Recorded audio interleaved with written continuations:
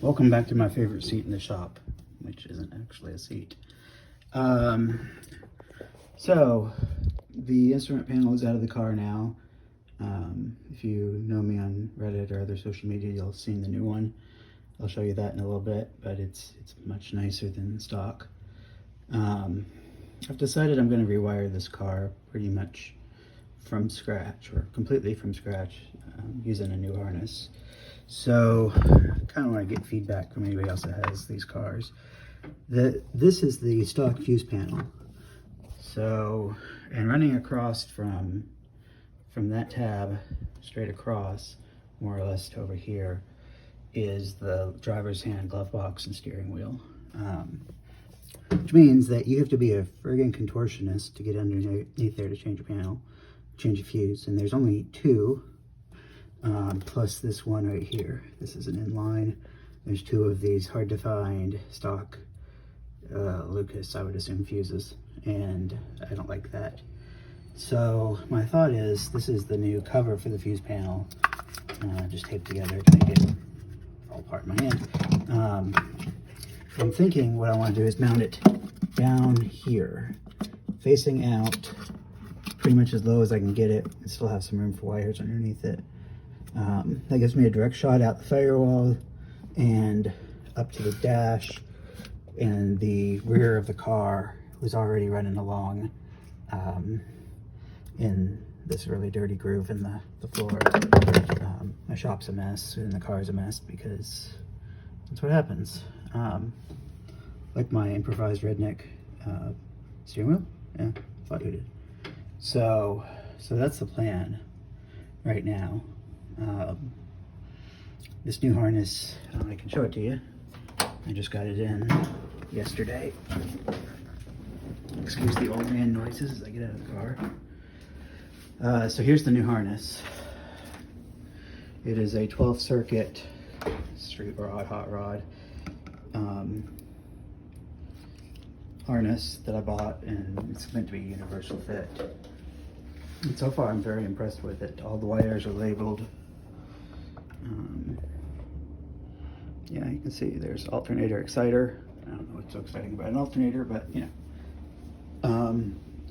So that's the new harness. It came with, I think these are for a GM ignition switch. Obviously I don't have that. Here are the blinkers, which are nice, nothing wrong with that.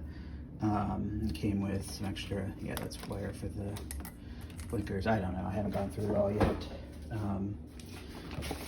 Oh yeah, this is weather pack connectors, or knockoff weather pack connectors. This is what GM uses, or used to use, I'm not sure. But they're a multi-part component, so you've got little insulators, your, buried in there now, your ends. So that's the kind of female one, and this is the male one. And then here's a one prong connector, so that's just a direct splice.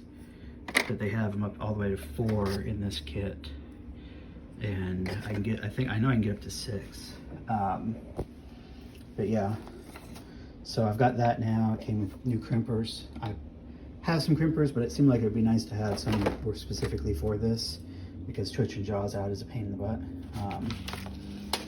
And this is some of the harness instructions it came with, which are acceptable. Nothing fantastic, but it's a challenge. Here's the new Headlight Harnesses for, I think they'll work with my skid games. I'm not sure if I'll use these or leave the ones that are already installed.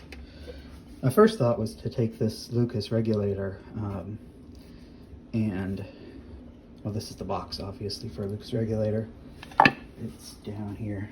I think it's kind of cool, steampunk looking.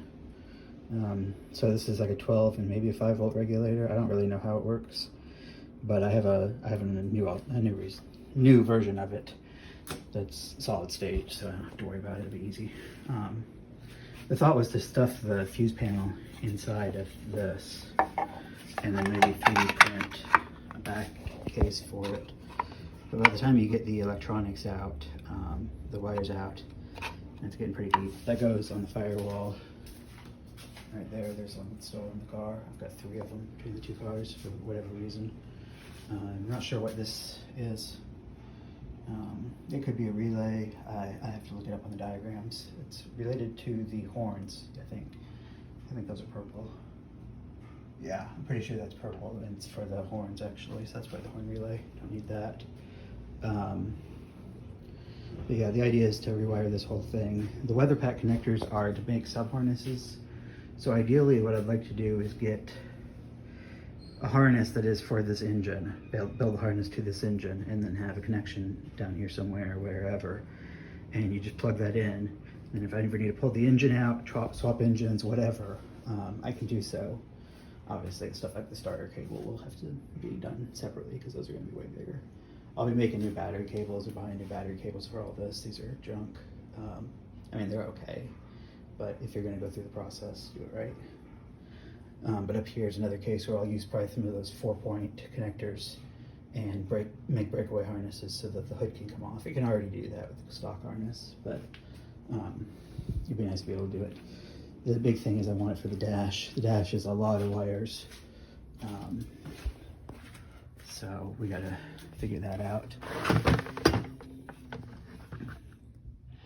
Here's the new dash.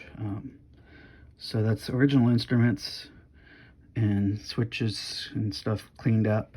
And then it's Cocobolo, about 1/8 of an inch thick Cocobolo epoxy to 1/4 inch ply. As far as the car goes, obviously I got a lot of junk in the trunk, literally and figuratively.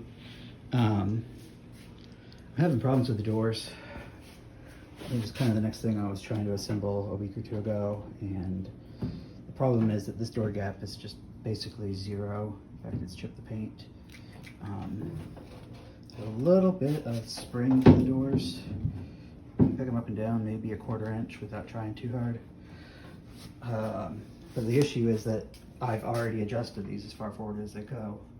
There's 6 bolts there that you should be able to shim it forward or push it forward, and they're to their extents. So there's a captive plate behind the A-pillar there that is free to float around, but it's locked in place, and there's holes in the sheet metal. And over the years, this car is, I don't know if it's sagged in the middle. I tried putting a floor jack under the center of the car gently with some blocks or towels and stuff underneath it and lifting it up, thinking that maybe that would separate this. Maybe the chassis had sagged some. This is a unibody on, it's body on chassis, kind of a unibody on chassis car. That didn't help. So I'm gonna have to take the doors off and shift them forward. I'll have to grind out those holes somehow. Actually, while I've got your attention, you can help me with another decision. Hashtag not sponsored, but this is a sample card for upholstery options for the car. It's not all of these are actually options, and I'm not sure I'm going to go with this retailer or not. I think they sell the same thing that another company sells. But I want to do a red and black interior for the car. And this car is not a stock red. I think that's the factory red up there, and it's been repainted this darker maroon burgundy. But what I'm thinking is that red vinyl on the right would look pretty nice. I think it's just dark enough to be, it seems to me like the interior should be darker than the exterior.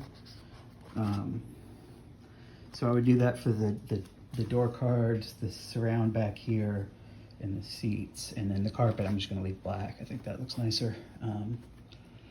The other option, this, I'm not sure if it was the biscuit or the honey tan vinyl. That's the stock color for this car that it came with when it was painted that lighter color.